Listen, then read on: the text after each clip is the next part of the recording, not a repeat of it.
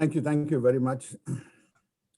And I'm also thankful to Professor Murthy for giving me this opportunity, for inviting me to speak to the people who came for the faculty improvement program from all over the country. I'm asked to speak about higher education in India, and I thought I'll title it as Contemporary Challenges in Higher Education in India. And if you're talking about higher education or education in India in 2020 or 2021, obviously you have to make a reference to the National Education Policy, which is one of the big landmarks of the present times.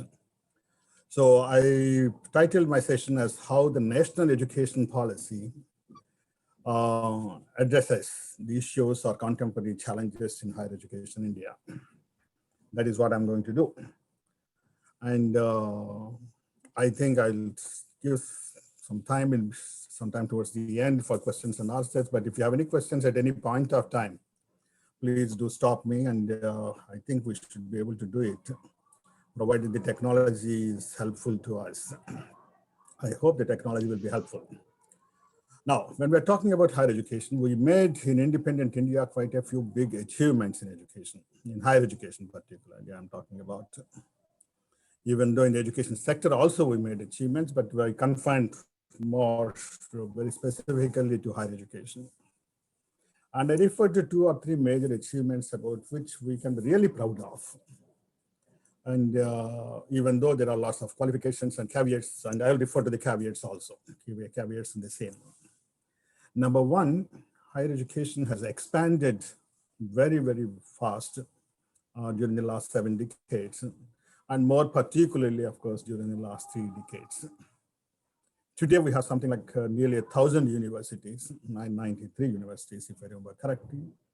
There are about 40,000 colleges, and with a student enrollment of nearly 40 million. These are really very big numbers for a developing country or for a strongly emerging developing country.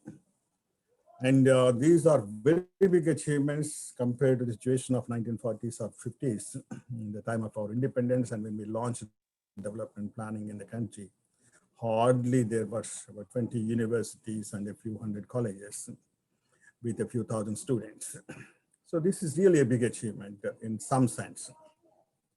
As I said, I will refer to the caveats also a little bit later, but quickly let me highlight some of the achievements. Second, over the several decades, we also have improved quite considerably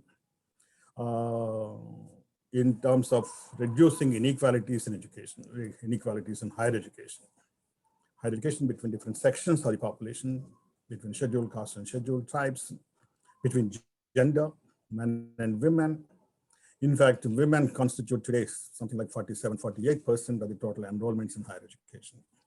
And that's gender parity is really a big achievement that we have made, again, compared to a very, very narrow, small numbers of women students in 1947, 48, 50, etc. There are still gaps between inequality, between higher education participation between scheduled caste, scheduled tribes, and the non-scheduled population. But we have made significant improvement towards reducing these inequalities, even though I still feel that there are inequalities. And I'll refer to some other dimensions of inequalities in a couple of minutes. Third, I think we have a developing country like ours could establish a few very high quality institutions. A few high quality institutions about which many other countries, including some of the advanced countries, are envious of, like the Indian Institute of Technology, Indian Institute of Management, some central universities, centers of excellence in central and state universities, and even in some colleges, apart from several research centers and others. So even though they are very few, but they are high quality institutions. And many developing countries could not think of having something of this kind for a very long period. Developing countries, which also became independent almost at the same time as ours, still struggle to understand what is meant by a technology education institution. But they did not make a distinction. They could not make a distinction between technical institutes like ITIs and our IITs. Well, there are some very high quality institutions of this kind that we have. And all this has resulted in contribution to socio-economic and political and also technological development of the country quite considerably. But for the last 3-4 years, I think the economic growth was quite promising, and we were thinking that perhaps the country will grow at a rate of growth of 10% or so. At least we came to that particular wedge essentially because we have a large higher educated population in the country, skilled population in the country. We could also have socially better system than what we have earlier. We could also have a system which is democratic. In fact, our higher education could help in strengthening the democracy, particularly in a country like ours. And again, compared to many countries in the world, many neighboring countries and also many countries and other Asian countries, other developing countries are still struggling with democracy. They are often characterized by coup, bloodshed, etc. Whenever there's a small transfer of power, not necessarily big. Even currently, I think we find the news in the media. We could avoid that and have a reasonably good working political democracy, essentially because of our educated population. And higher education has made a significant contribution to that. In the same way, higher education also helped us in technological advancement of the country to such an extent that we could think of sending, in fact, we had Chandrayaan programs, landing on the moon, space research to everything. So in some sense, I say that from pins to the stars, we can produce by our own graduates without depending upon foreign manpower. In fact, we have sufficient manpower today in terms of number of graduates. As I said, I'll go to the caveats later, that we don't have to depend upon foreign manpower.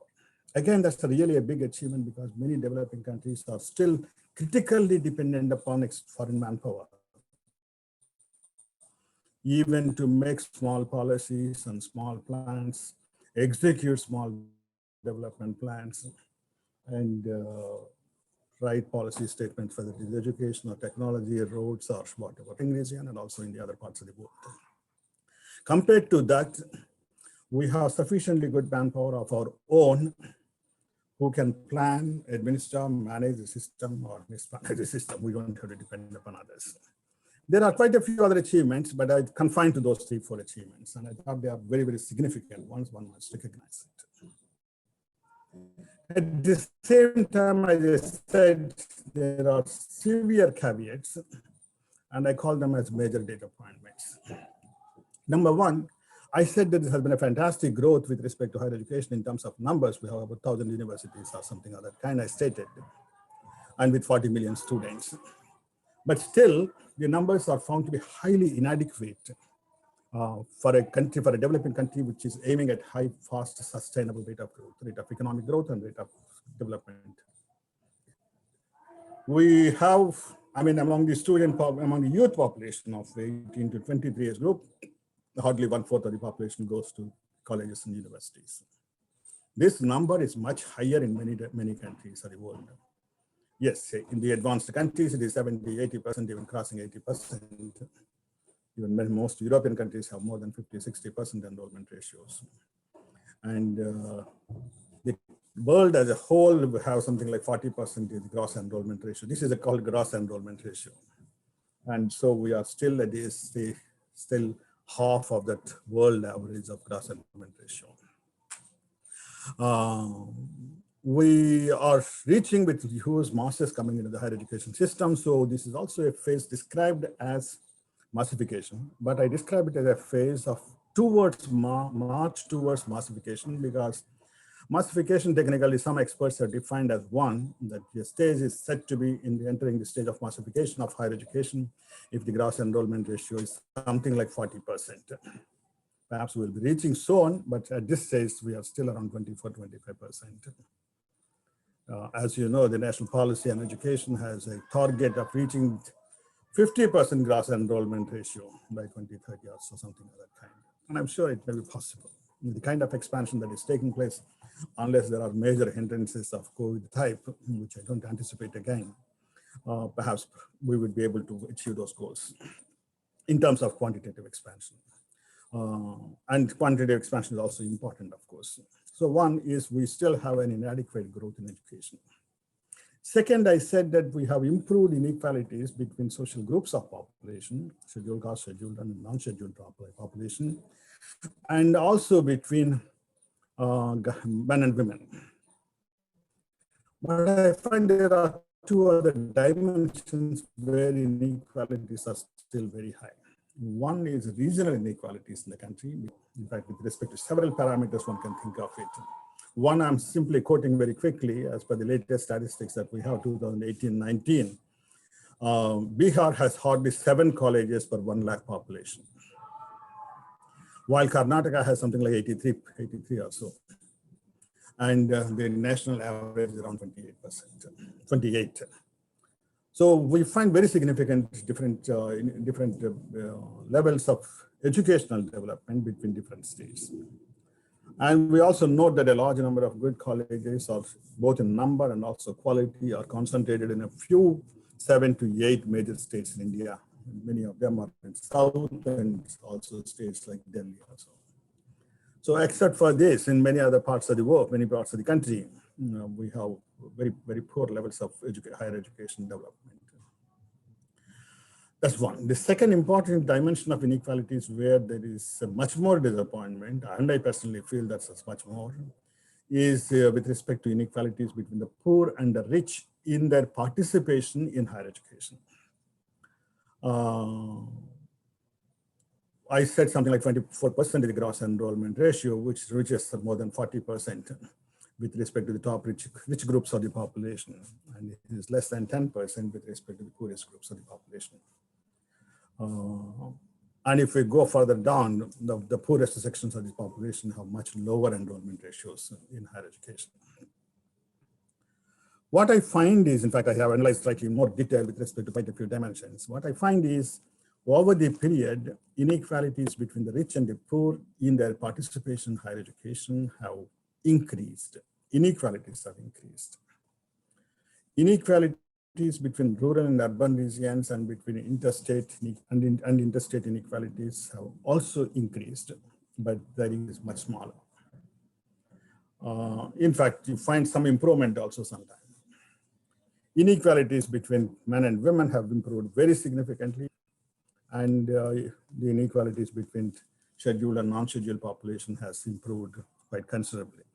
I mean, improved or inequalities got reduced quite considerably. So among the 4 dimensions, I find that economic inequalities is one which have increased, the gap has increased over the period, while with respect to the other 3 dimensions, there has been improvement, either very significant in terms of gender inequalities, or improvement with respect to social inequalities, and very, very modest improvement with respect to regional inequalities, or no improvement with respect to regional inequalities. But the inequalities have widened between the poor and the rich in the economic participation, in participation in higher education. And I think that should be a very serious concern that we should be worried. The third important disappointment, again, there are several others, but I'll confine to 3 dimensions only, is with respect to quality of higher education and standards. And this is being increasingly realized in the nowadays, all options, but the entire system of higher education on average is very poor quality, and the standards are falling over the years. And that's much more worrisome, particularly during the last 20-30 years. Maybe because of several valid and not necessarily valid factors. And one of the valid factors is, of course, very large growth of private sector in higher education. Today, we have more than 80% of the colleges and universities in the private sector. I'll give you some figures a little bit later. There is no sufficient funding, there is no sufficient number of faculty, so it has all dimensions affecting the quality of education, all aspects of quality being affected by these several forces. But the result is we have very poor quality. And the poor employability of the graduates is being widely recognized now. We have some figures with respect to technical education, and the technical education very often quoted that hardly 20%, 30% of the graduates are employable. The others do not deserve any reasonably good employment for the education that they have. And that's really a very, very strong indictment on the quality of higher education. And unemployment includes both open unemployment and also hidden unemployment in terms of malemployment. Many people are employed at a lower level than what their job, what their qualifications should get. So that's underemployment or hidden employment. So unemployment problem is a very serious one, and that's a reflection of the quality of the graduates that we are producing in the higher education system. And even though it's not very important, but this is also taken very seriously by many people, that among the global rankings of the universities, there are 2-3 important ranking systems, global university ranking systems. In the global university ranking systems, hardly not even a single institution of ours from the 1,000 universities figures in that list in the top 100. A few IITs, 3, 4, 5 IITs or slightly more number of IITs come after 200, and some after 300, 400, 500, some couple of universities.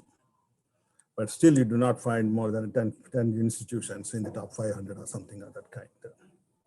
So the number of 900 universities doesn't make sense if we have very, very poor quality institutions that do not figure prominently with respect to these global rankings, which consider a variety of dimensions of university systems, academic research, teaching, there's community services, and many other dimensions. There are also some aspects, some problems with respect to global rankings, that they may not necessarily be relevant for all the systems all the time, but I think still the core dimensions of the ranking systems are important. And in those dimensions, we fare very, very poorly. And the net result is everybody recognizes that we don't have a single world-class university in the country. And that's the reason why today we want to have something like institutions of excellence that are being proposed to be set up or identified. I find that there are major opportunities now for major reforms, and the national policy comes at that particular time. The opportunities are, there is a huge demand for higher education today. People don't have to be coaxed, they don't have to be told that higher education is important, please go to the colleges and universities. People are ready, in fact, everybody wants to go to universities. But The Economist, a world, in London magazine, London Weekly magazine has stated that the whole world is going to the university. So that's the kind of demand for higher education. That's true with respect to India. In fact, it's more true with respect to India and less true with respect to the advanced countries, because the advanced countries anyhow, they are going to the universities.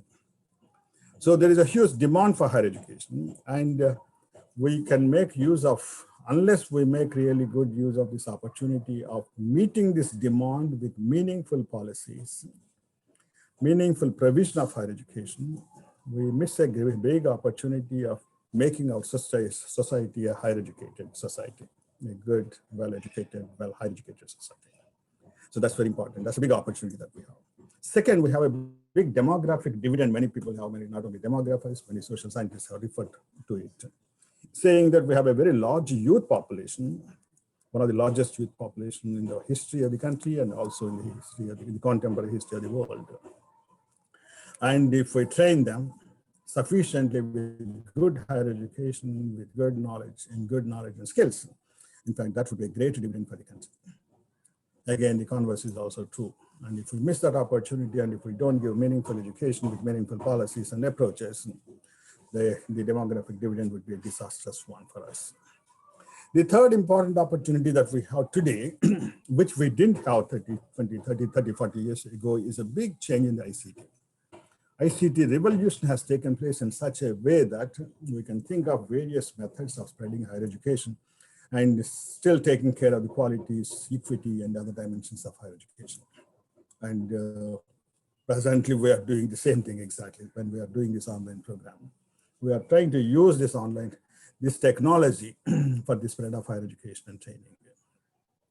And there are many other advantages, even though there can be some problems with the excessive use of ICT, but I think there are quite good uses that can help us in the better spread of higher education.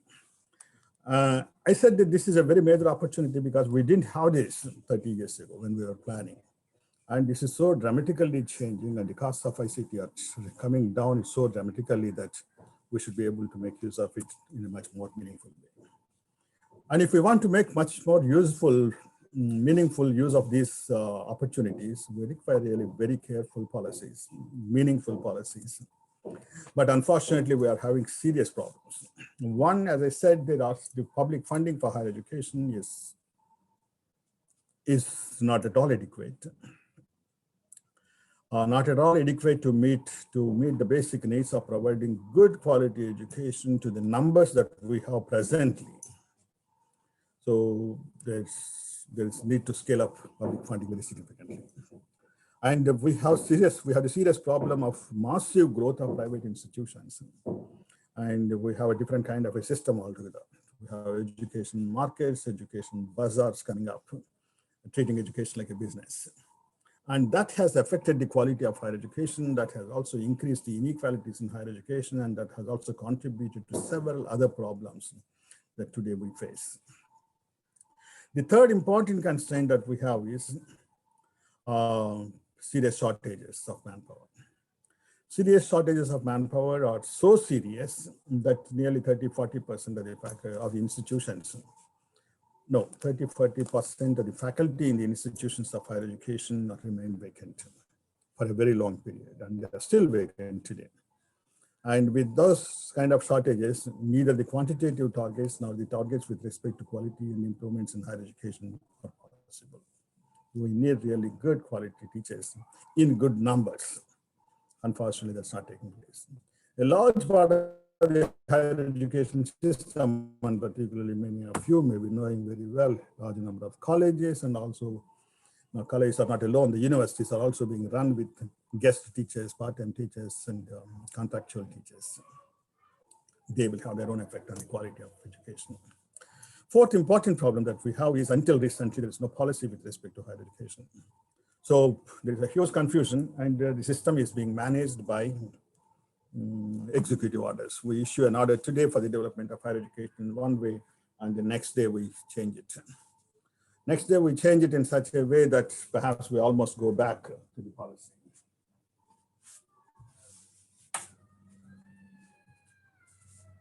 We almost reverse the policy also in such a way that so there are several U-turns and inverted U-turns with respect to our policies in the last 20 years. Again, many of you are familiar, whether it is with respect to net, whether it is with respect to promotions, whether it is with respect to quality indicators, performance indicators for the teachers, etc., etc. I think we are zigzagging with respect to policies and approaches. That kind of a confusion will create lots of problems. And of course, the macroeducational policy. Today we have the national education policy, but for several years we didn't have really a good education policy for higher education, a good higher educational plan. We have some policies and plans which are being implemented with respect to school education, particularly elementary education, but also with respect to secondary education. But we didn't have those policies or similar policies for higher education. Now, it is in this context the national draft national policy on education came up in 2009, which was finally adopted in 2020 with some changes and with some modifications, not really very significant modifications.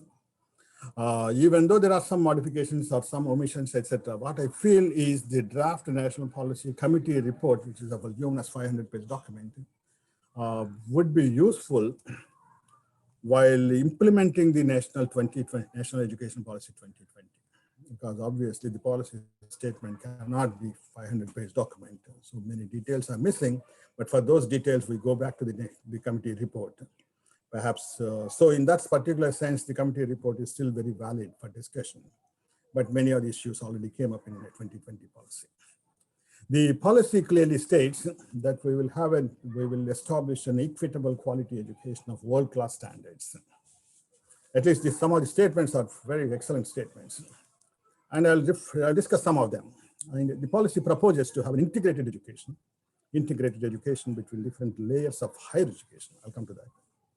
And an integrated education that also integrates liberal arts with other levels of other types of education, general, professional, technical, and others, so that we'll have a comprehensive higher education system of multidisciplinary nature, in such a way that we compete with the better educated societies in education and higher education research. In fact, research is one important priority that the policy has made very clearly. And I'll refer to that particular dimensions also. And the policy also very clearly says that we have to have really a value-loaded approach to higher education, and which is also India-centric approach to higher education.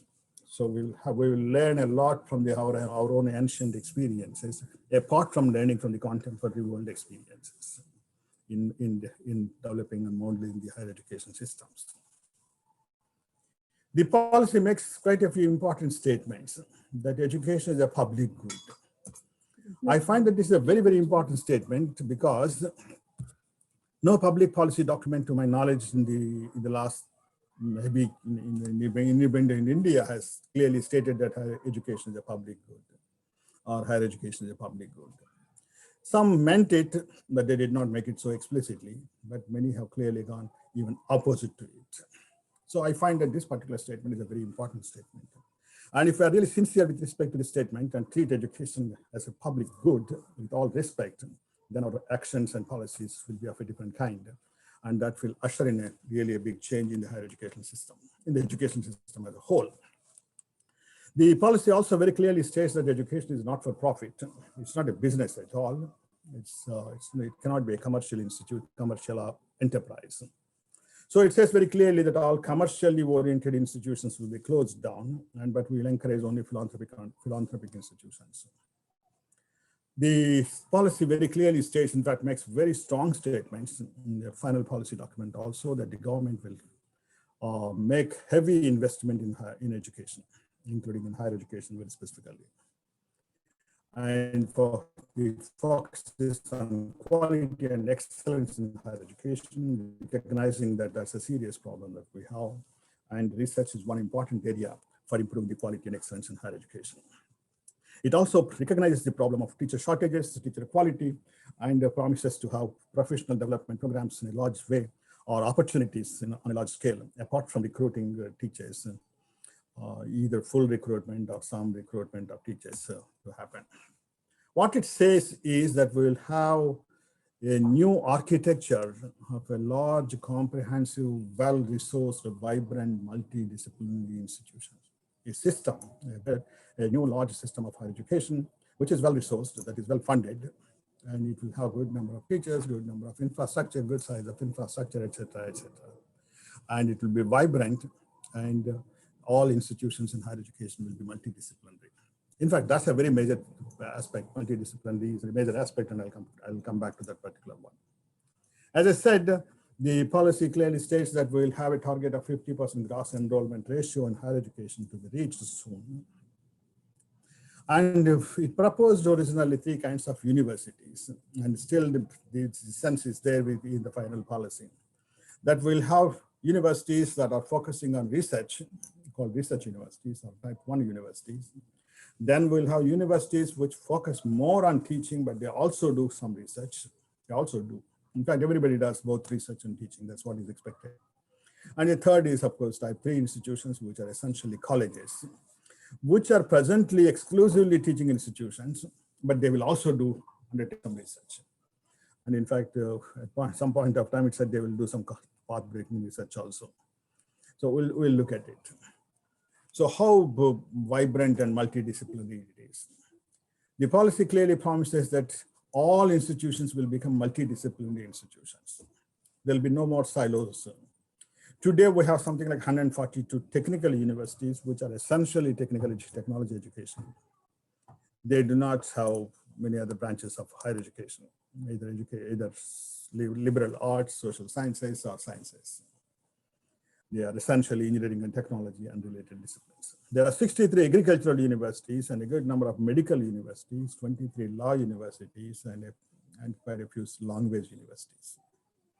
There are also several other universities of several minor disciplines, veterinary universities or petroleum universities and other kind.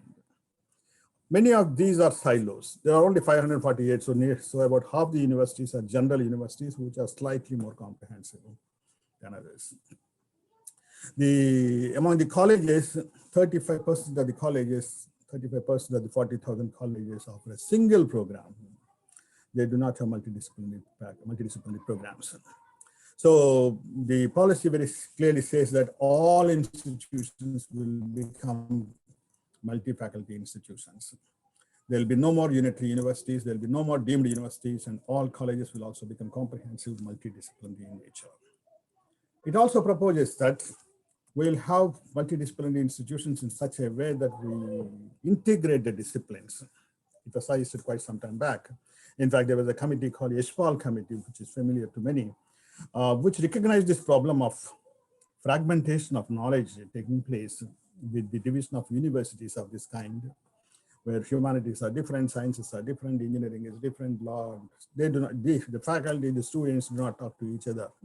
And the faculty and students in say engineering do not know about humanities and social sciences and vice versa.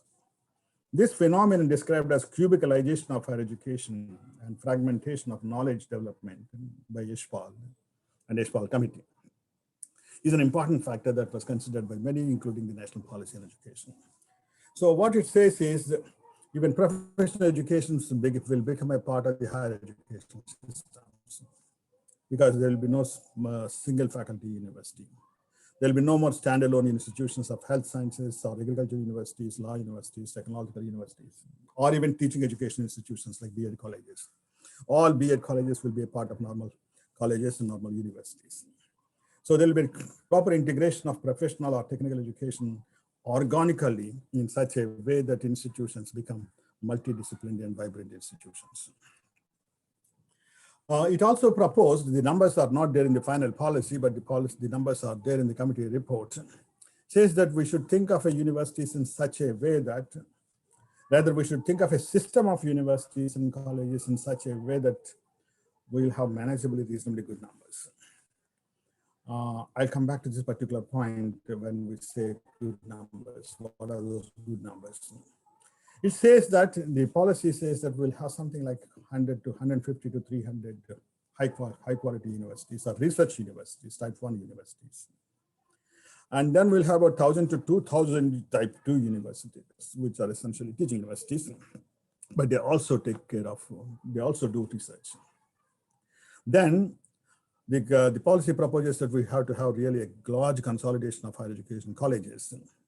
And the 40,000 colleges will become 5,000 colleges, or at best 10,000 colleges. Saying that, in fact, it also goes further and gives the numbers that these numbers that each college and each university must be having a reasonably good number. At present, how many students are there in each colleges? 4% of the colleges, 4 out of the 40,000, 4% of the 40,000 colleges have enrollments of more than 3,000. While 16% of the colleges have less than 100 students. And I'll come to this particular point. Where is this? We're missing. Okay, that is still the point. Point has to come. The policy also proposes that we'll have these universities by 2030 under a special mission known as a Mission Nalanda. Nalanda and Takshashila are the most great ancient universities, world famous Indian Asian universities.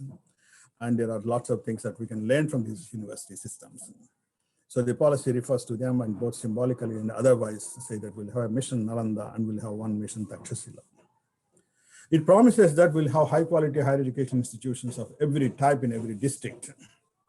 So we'll have at least 3 institutions, one type 1 university, second type 2 university, and 3 type 3 colleges, almost 3 in every institute, in every district. And they will have more in the universities, in larger districts. I'll come to some of these numbers again and comment upon it.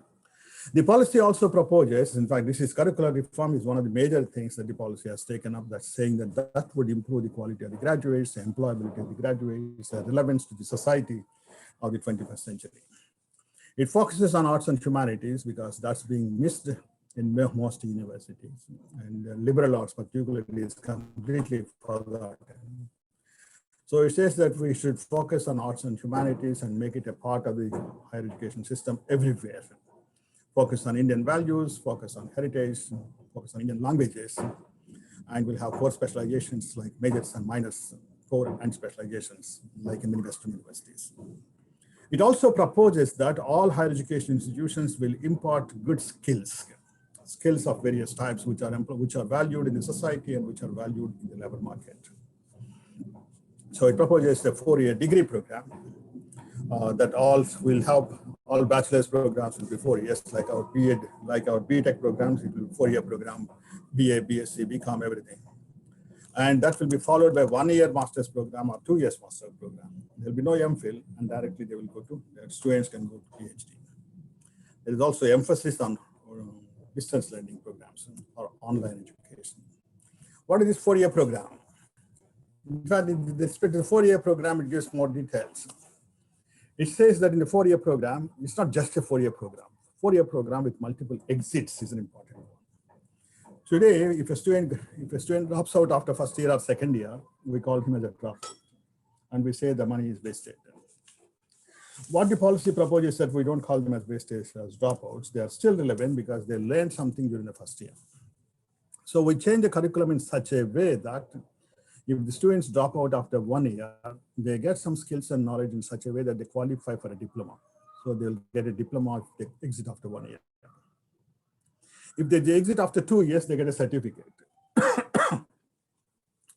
If they exit after 3 years of education in the 4-year program, then they get a degree. Just excuse me.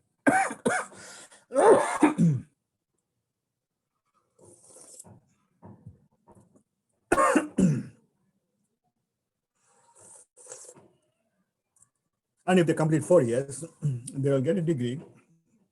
We still don't call it honors degree, but something like an honors degree. And if they complete 4 years degree, in fact, they have a chance to go to the master's program of 1-year program, or even to directly for PhD without going even to the 1-year master's program. But if they complete 3 years, then the students have a choice to go to labor. In fact, everybody has a choice to go to labor market or for higher education. If they complete after 3 years, they can go for master's program of 2 years and then PhD, etc. Or they can leave and enter the labor market with a 3-year degree program. So the output of the higher education.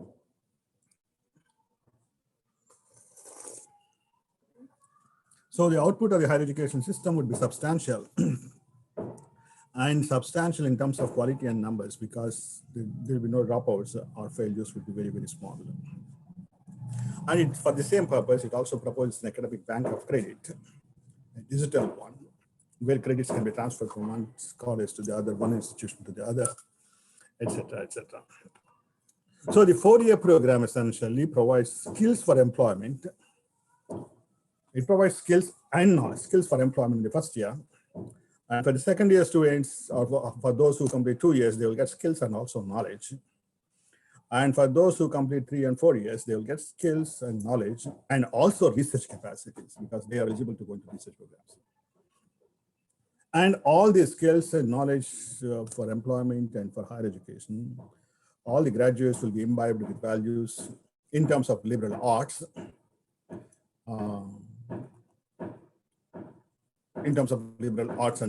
and liberal arts. So it will be really a big achievement if we can do it, but I really feel that teachers really require miraculous powers to do all this simultaneously, because higher education generally is defined, which is as confined to knowledge production, while training is considered as skill production, and we're combining these two now. Say that higher education will have both skill component and also knowledge component at every level, from graduate first year to the 4th years. So it proposes a master's program which will be flexible, with 2 years for those with 3 years of undergraduate program and 1 year for those with 4 years undergraduate program, or integrated 5-year programs. Okay, let me skip some of them. It also proposes that we'll have full recruitment of teachers, and appointments will be made at the institutional levels in such a way that there will be no transfers between different colleges or different universities. But universities and colleges will be encouraged to share faculty between them on different levels and adopting different kinds of approaches. And it also says that we'll use the services of the community leaders, volunteers to service as teachers, both in the short term and perhaps also in the long term. It proposed earlier that there will be teacher-pupil ratio of 1:30 in higher education, but I think that's not very important, and that doesn't come into policy. Presently, already on average, the country as a whole, we have 1:29 enrollment ratio in higher education, taking colleges and universities together. Okay, there are several others that it proposes. And among the major ones, it says very clearly that we'll encourage philanthropy, but certainly we will not encourage commercially oriented institutions. And it says that profit-making institutions will have no place in the development of higher education in the country. The other kind of integration that the policy proposes is, oh my God, just 1 second.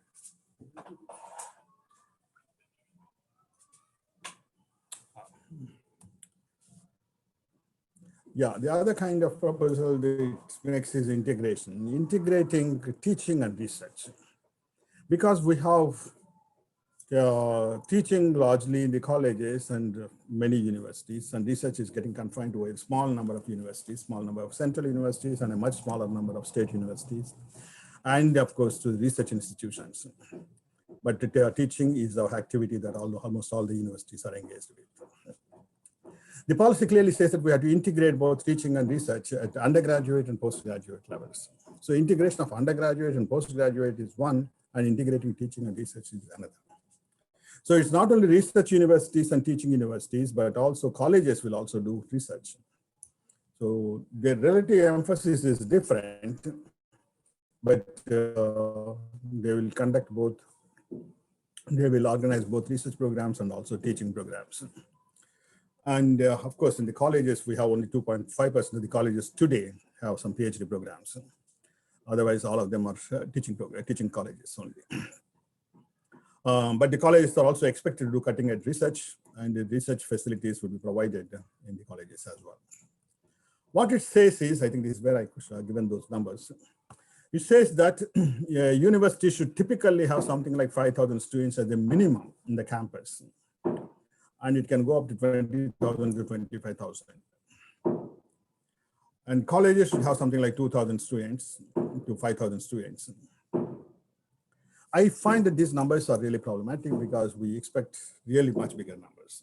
Today, upon the colleges, we have, as I stated, hardly 4% of the colleges have enrollments of more than 3,000.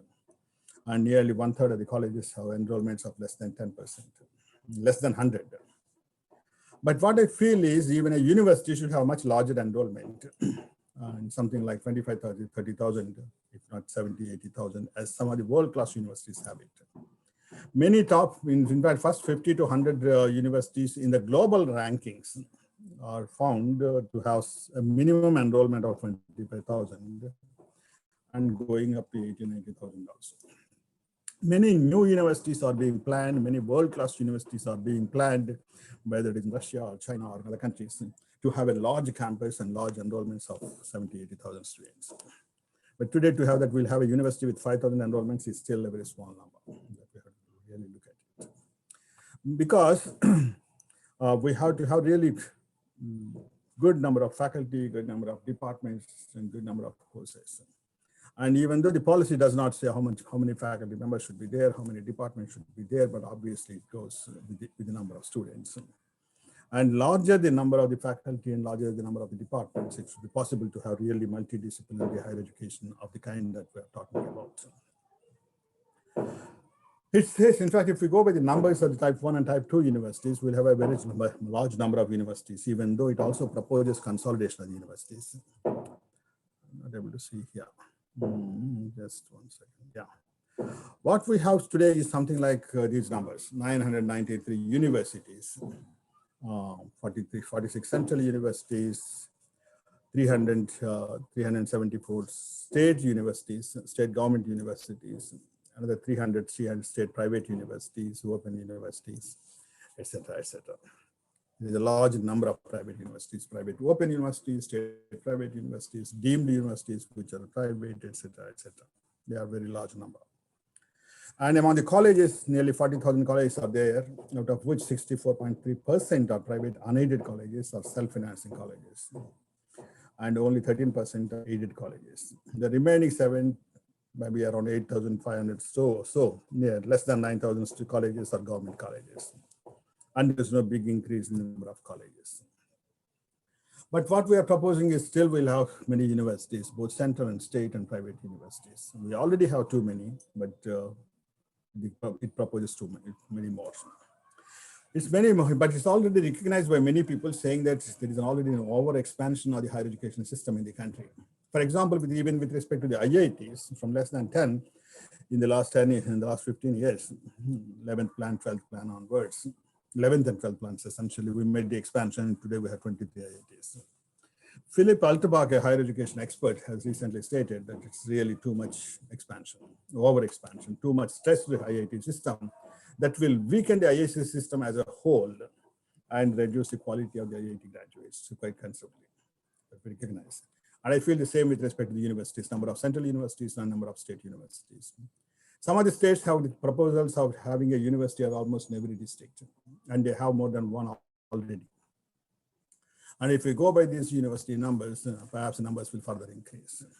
What I feel is that if you have too many universities, that will have very adverse effects. Adverse effects of two kinds. One, the second one. The numbers are sustainable if you have 1,000, 2,000 students, 3,000 universities in the country. They are not sustainable because you will not have a reasonably good number of students, good number of teachers, good number of faculty, and of course, funds are already very, very thin. These universities with very small number of students, and that's a problem. That's a problem that you want to address also.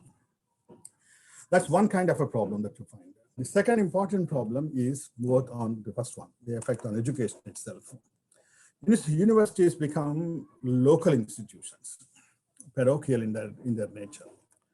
So if every district has a university or more than one university, the population of the district do not feel the need to cross the boundaries of the district to go for even for higher education. So their horizons of knowledge development get confined to the district boundaries only.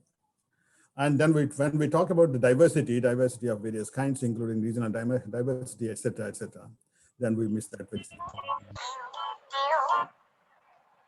Is it a problem? And so I think, I think this will be something like a familiar story of a frog in a well. The students, they think that that's their universe and they are comfortable in their small universe without knowing that there is a big university outside.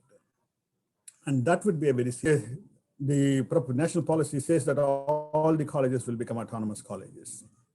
After so many years, today we have something like 780 colleges. And they are also spread out in some states and in many states. 11 states in put together have something like 46 autonomous colleges. Just 46, 11 states. And in states, in other states like Tamil Nadu, Andhra Pradesh, Maharashtra, and Karnataka, in fact, the numbers are much larger, including Telangana, of course. So, and to expect that the 780 becomes something like 7,000 or 10,000 is the number that is given instead of having 40,000. Even if we go for 10,000 colleges, that these colleges become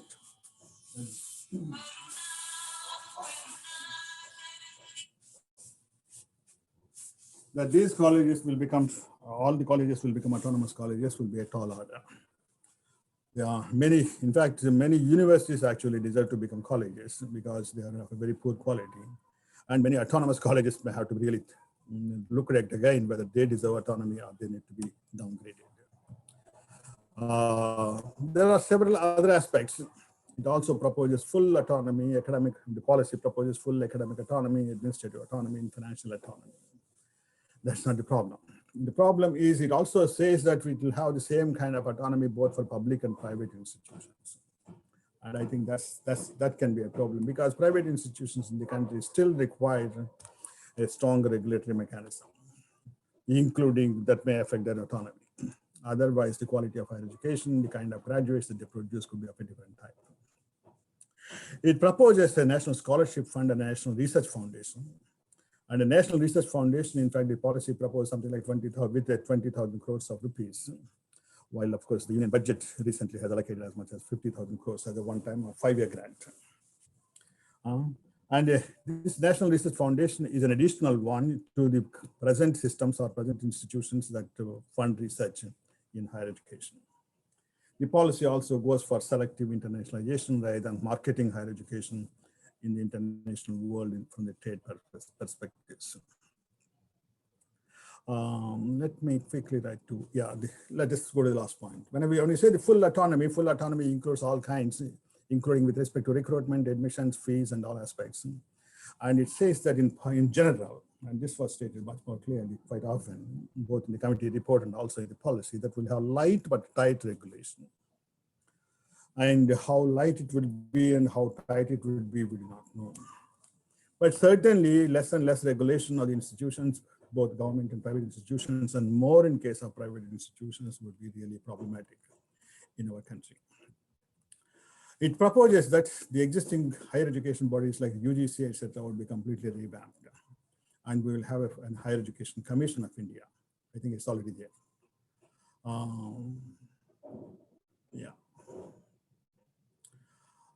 It's already there. It says that the UGC will become a funding agency, Higher Education Grants Council, and will have, it originally proposed a National and Higher Education Regulating Authority, but the Higher Education Commission will take the role of this will take the role that is expected from this National Higher Education Regulating Authority. So finally, this Higher Education Regulating Authority was not proposed, but Higher Education Commission of India was proposed. The NAC will be completely revamped in a very big way, in such a way that a NAC becomes a national agency, while actual institutions that conduct the assessment and accreditation will be quite diverse, both public and private institutions on a large scale. Because in terms of sheer numbers, NAC is not able to meet the demands. And it's a huge, long waiting list for many colleges and universities to get accredited by this college, by this body. So for NAC, not only for NAC, but also for many bodies like Medical Council of India, Teacher Education Council, Bar Council, etc. They all become, and of course, All India Council for Technical Education, which is a major body. These institutions will become professional standard setting bodies, rather than what they are doing as regulating bodies in higher education. Let me skip that also. So all public institutions will be treated on par with the private institutions, and that's really a big problem. That's a big approach that we find in the policy. And less regulation would be provided. That will imply that private institutions will be less regulated, but they will be given more support both in terms of research and both in terms of funding and others. And there will be full autonomy. And it says most repeatedly that we have to really generate more and more philanthropic funds, even to meet the core needs of the university systems. And I'll comment upon these philanthropic roads, how much philanthropic contributions that we can get.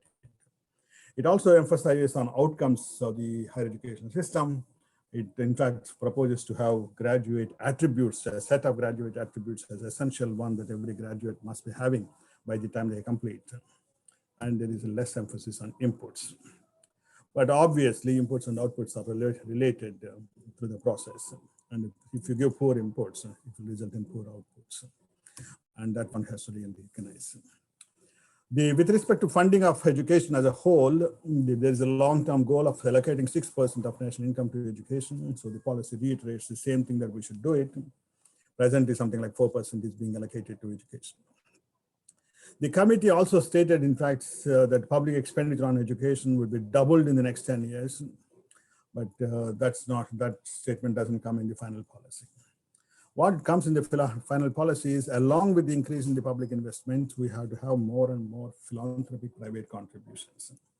And every institution should try to get more and more contributions. How to get them? Now, let me come back. Let me conclude with 2-3 statements so that then we have 15 minutes or so for questions.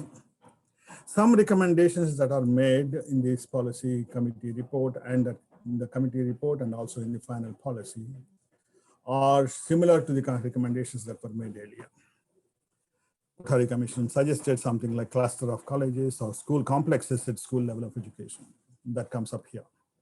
The National Knowledge Commission proposed something like a national regulating body or something like Higher Education Commission of India as a single agency replacing almost all the regulating bodies. That also comes here. Yashpal Committee also suggests similar thing, but also more importantly suggests this defragmentation of knowledge and making all institutions multidisciplinary institutions.